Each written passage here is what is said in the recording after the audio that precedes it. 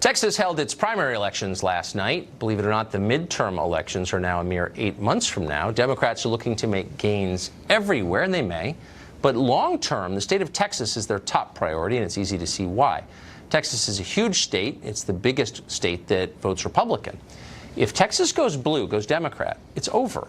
Republicans cannot win a presidential election without Texas. America would then be a one-party state for a generation at least, and maybe longer, given the modern left's growing intolerance for anything that resembles public dissent. So with the stakes so high, and they are, what wouldn't Democrats do in order to win? Why would they encourage non-citizens to vote? Of course, they're already doing that explicitly in other states. In Texas, it would make all the difference. Texas has the second highest percentage of non-citizens in America after California. There are more than 3 million non-citizens in the state overall. For perspective, Hillary Clinton lost Texas by only 800,000 votes. So you do the math. The temptation is there. It's overwhelming. So what actually stops non-citizens from voting in Texas? Good question. Not much. Registration in that state is conducted on the honor system, as it is in many states, most. The only way that you are outed as a non-citizen voter in Texas is when you decide to admit that you are. Texas just assumes that all voters are telling the truth. Imagine if jewelry stores had the same policy, and they assumed that nobody would ever consider stealing a necklace. That's crazy. Well, elections are more important than necklaces, but for some reason, we don't act that way in most states. According to the Texas Attorney General, Ken Paxton, there is already ample evidence of widespread illegal voting in Texas.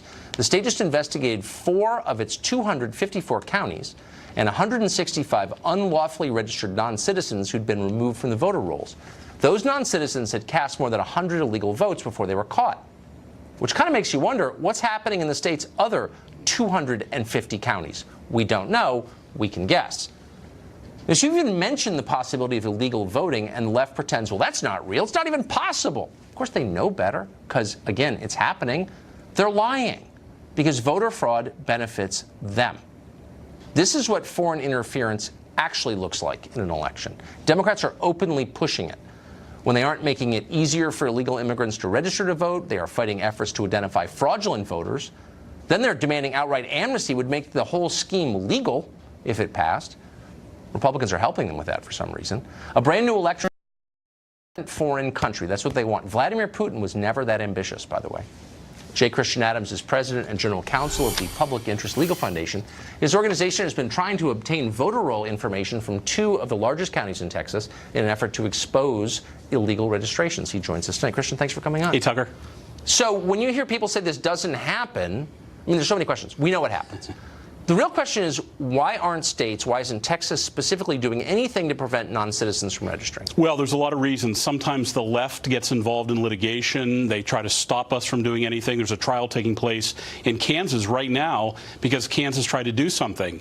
And the ACLU and a whole bunch of international law firms, Deckert, big, huge law firm. Deckert? Deckert is Why would Deckert, Price and Rhodes try to abet illegal voting? Well, that's what they're doing. They are attacking the state of Kansas citizenship verification. Look, Tucker, Americans should be electing American officials, not foreigners. In Texas, we asked for the voter roll cancellations of non-citizens in Harris County, which is Houston, and Bexar County, which is San Antonio. Right. We have a right to that information under federal law. Those 2 counties are stonewalling us and not letting us see the data. Where's the Attorney General of Texas in this? The Attorney General in Texas, Ken Paxton, is doing a great job on this because, let me tell you, the problem's worse than you just introed. It's much worse than that. They're finding in Texas non-citizens on the rolls across the state, and they're doing it in a way that very few states are doing. Most states have the honor system.